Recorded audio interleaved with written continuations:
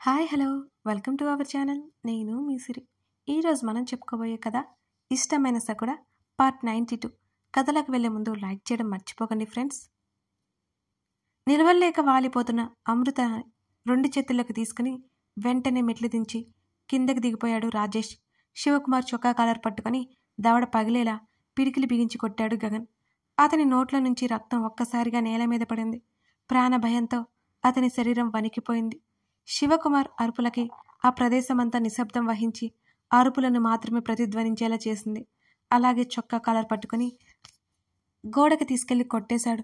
శివకుమార్ నోటి నుంచి వచ్చిన శబ్దానికి దిక్కులు కూడా ఉలిక్కిపడ్డాయేమో. రుద్రుడి అవతారమెత్తిన గగన్లో ఆవేశం ఎంతకీ చల్లారడం లేదు. ఒక మనిషిని ఇంతగా శిక్షించొచ్చా అన్నట్టు వయసుతో భేదం లేకుండా శివకుమార్ రక్తం కళ్ళజూస్తున్నాడు.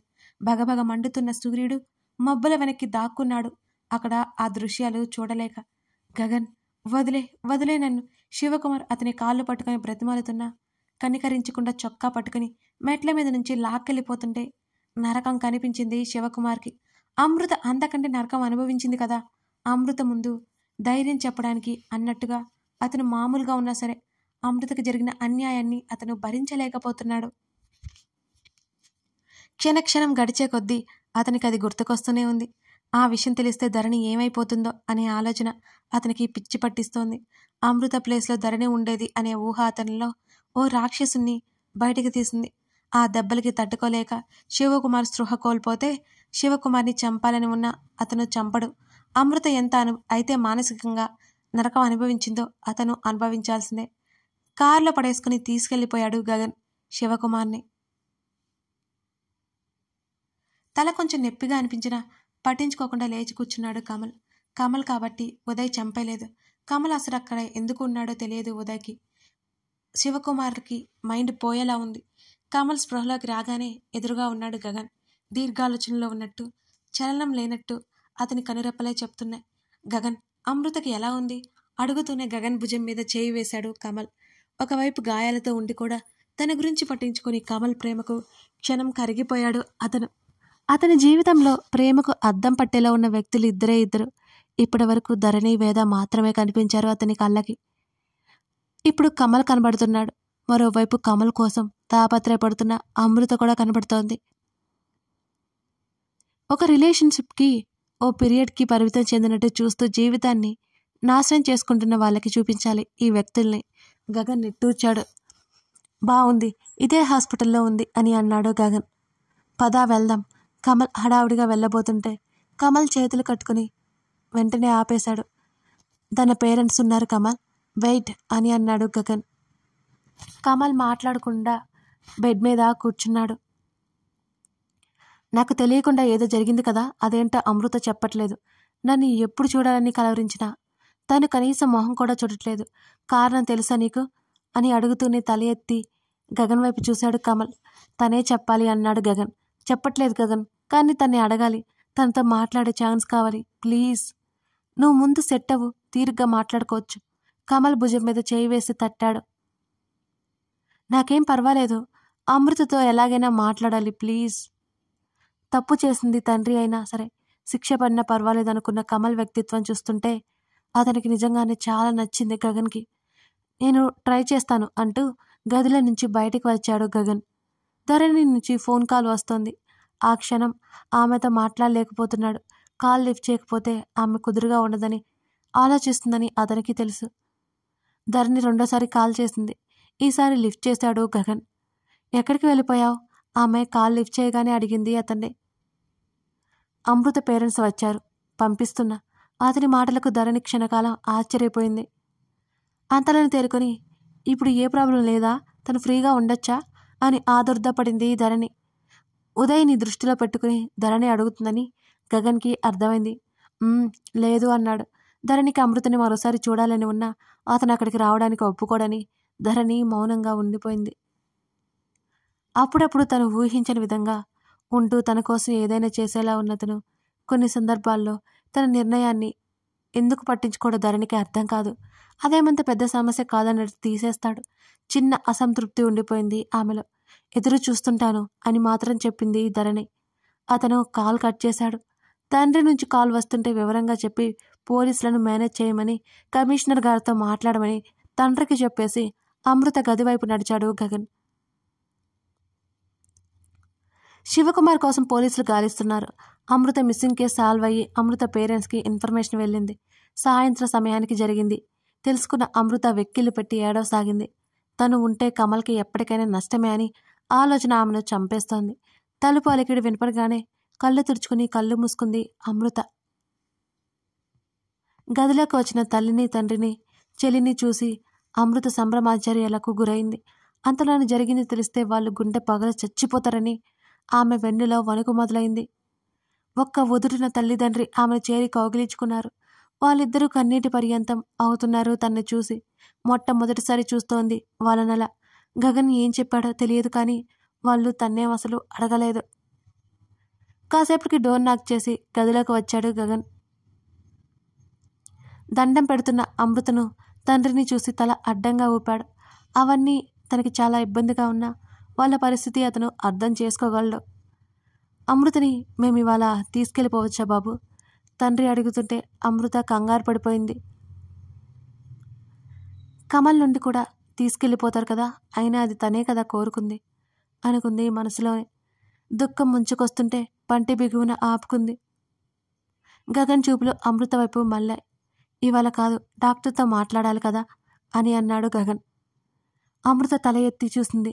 గగన్ ఆలోచన ఏంటో అర్థమై ఆమె భారంగా కళ్ళు మూసుకుని తల్లి భుజం మీద తలవాల్చింది అమృత. రాత్రికి ఎప్పుడో వచ్చాడు గగన్. అతని కోసమే ఎదురు చూస్తున్న ధరణి అతను రావడం ఆలస్యం. చప్పున లేచి ఎదురు వెళ్ళింది. ఆలస్య అంతా అతని ముఖంలో ఉన్న అతని నడకలో మార్పు లేదు. బెడ్ మీద కూర్చొని వెనక్కి వాలాడు. కాఫీ ఇవ్వనా? వాటర్ గ్లాస్ అందిస్తూ అంది. వద్దు, అలాగే పడిపోయాడు వెనక్కి. ఇదేం షర్టు? ఆమె వైపు తల తిప్పి చూశాడు. ఏం బాలేదా? ఆమె ఒడిలో తల పెట్టుకుని పడుకున్నాడు. కలిసిపోయింది నీలో. అసలు షర్ట్ ఎందుకు మార్చావు? అనుమానంగా అడుగుతూ అతని జుట్టు నిమరబోతుంటే ఆమె చేతిని పట్టుకుని ఆపి, స్వెట్ ఉంది, షవర్కి వెళ్ళాలి అన్నాడు. మరి ఈ డ్రెస్? ఆమె ఊరుకోలేదు. జ్యూస్ పడింది, రాజేష్ తెచ్చాడు, అది గ్రేప్ జ్యూస్ అని అన్నాడు గగన్. ఇంకేం దాని గురించి అడగలేదు. అమ్ము వెళ్ళిపోతుందా? అతని భుజం మీద చేయి వేసి ముందుకు వంగింది ధరణి. ఇప్పుడు అతను రిప్లై ఇస్తాడా లేదా? చాలా రెస్ట్లెస్గా ఉన్నాడు అని తెలుస్తున్నా తప్పట్లేదు. రేపే అన్నాడు. ఇప్పుడేం పర్లేదా అని అడిగింది. తల తిప్పి ఆమె ముఖంలోకి చూశాడు గగన్. అమృత తల్లిదండ్రులతో వెళ్ళిపోతుంది అనే నిశ్చింత ధరణి కళ్ళల్లో కనబడుతోంది అతనికి. లేదు అన్నాడు. ఆమె నోటి నుంచి ఓ నిట్టూర్పు. ఆమెలో అమృతని గురించి ఉన్న కంగారు, భయం దానితో పోయాయి. ఫ్రెష్ అయి రావచ్చు కదా, డిన్నర్ తీసుకొస్తాను బుజ్జగిస్తున్నట్లుగా అడిగింది ధరణి. నువ్వు వెళ్ళి తీసుకురా లైట్గా అంటూ లేచి కూర్చున్నాడు అతను. ధరణి వెంటనే వెళ్ళిపోయింది. ఆ మరుక్షణం అతను చరణ్కి కాల్ చేశాడు. చెప్పాడా చరణ్? లేదు సార్, తెలీదు అంటున్నాడు. చాపకూడదు, నరకం నరకం చూడాలి అంటూ కాల్ కట్ చేసి బాత్రూమ్ వైపుకి అడుగులు వేశాడు గగన్. పెద్ద లారీ వేగంగా వస్తోంది. హర్ష, వేద, ఆదిత్య కారులో ప్రయాణం చేస్తున్నారు. హర్ష ఏదో ఆలోచిస్తూ మౌనంగా ఉన్నాడు. వేద, ఆదిత్య ఇద్దరూ మాట్లాడుతున్నారు. హఠాత్తుగా వెనక నుంచి ఆ కారును కొట్టేసింది లారీ. ఒక్కసారిగా కారు పక్కకి పల్టీలు కొట్టింది. ఎయిర్ బ్యాగ్స్ ఓపెన్ అయ్యి ముగ్గురు ప్రమాదం నుంచి బయటపడ్డారు. దెబ్బలు తగిలే తిరగబడిన కారు నుంచి ఎలాగో ముగ్గురు బయటకు వచ్చారు. అంతటితో ప్రమాదం తప్పింది అనుకోగానే హఠాత్తుగా 10 మంది వచ్చి వెంటనే పైన పడ్డారు. వేదని బయటికి లాగుతున్న హర్ష తల మీద గట్టిగా ఏదో బలమైన వస్తువు తగలడంతో ఒక్కసారిగా ఆ నొప్పికి అతని కళ్ళు తిరిగిపోయాయి. చేతుల్లో ఉన్న వేద జారిపోయింది. హర్ష! ఆమె వణికింది. ఆ నొప్పిని భరిస్తూనే వేదని బయటికి లాగి హత్తుకున్న అన్నయ్య! ఆదిత్య అరుస్తుండగానే హర్ష వెనక్కి తిరిగేలోపే హర్ష తల మీద మరో దెబ్బ బలంగా కొట్టారు. అయినా వేదని వదల్లేదు. ఎవరో ఇద్దరు వేదని అతని నుంచి విడదీయాలనుకుని గట్టిగా లాగినా సరే ఆ దెబ్బలు ఆమె మీద పడనీయకుండా ఆమెని బాహువుల్లో బంధించాడు హర్ష. హర్ష తల మీద నుంచి రక్తం తన మీద పడుతుంటే ఒక్కసారిగా కళ్ళు తిరిగిపోయాయి వేదకి. మరొకడు కొట్టడానికి వస్తుంటే ఒక చేత్తో వేదన పట్టుకుని తన మీద దెబ్బ పడకుండా అడ్డుకున్నాడు హర్ష. వెంటనే ఆమెని తన కౌగిలిలో దాచుకుని వెనక్కి తిరిగాడు. అప్పటికే పడిపోయేలా ఉంది వేద. ఆమె కష్టంగా కళ్ళు తెరిచి హర్షని చుట్టుకుంది. వేదని తన వెనక్కి దాచుకుని ఎదురుగా వస్తున్న ఇద్దరు వ్యక్తులని అడ్డుకుని అప్పటికే మరో ఇద్దరు ఆదిత్యని కొడుతుంటే వెంటనే అటువైపు వెళ్ళాడు హర్ష. ఆదిత్యకి అప్పటికే బాగా దెబ్బలు తగిలాయి. ఆదిత్య, హర్ష ఇద్దరు ఎదుటివారిని ఎదుర్కొంటుండగా ఇనపరాడు తీసుకుని వచ్చాడు ఓ వ్యక్తి. హర్ష వైపు వెళ్ళబోతుండగా వేద కళ్ళు పెద్ద చేసి చూసింది ఆ దృశ్యాన్ని. హర్ష అరుస్తూనే అతనికి అడ్డు వెళ్ళింది. హర్ష వీపు మీద పడాల్సిన దెబ్బ వేద తలకి తాకింది. ఒక్కసారిగా కళ్ళు బయలు కమ్మాయి. ఆ నొప్పికి ఆమె కేక పెట్టింది. తల మీద నుంచి రక్తపు ధారలు కారిపోతుంటే అలాగే కింద పడిపోయింది వేద. ఒక్కసారిగా వేద అరుపుకి వెనక్కి తిరిగి చూశారు అన్నదమ్ములు. జరిగింది అర్థమవగానే పరుగున వచ్చాడు హర్ష. అప్పటికే ఆదిత్య మిగిలిన వాళ్ళని ఎదుర్కొంటున్నాడు. వేద మీద మరో దెబ్బ పడుతుండగా చేతులద్దు పెట్టి ఆపాడు.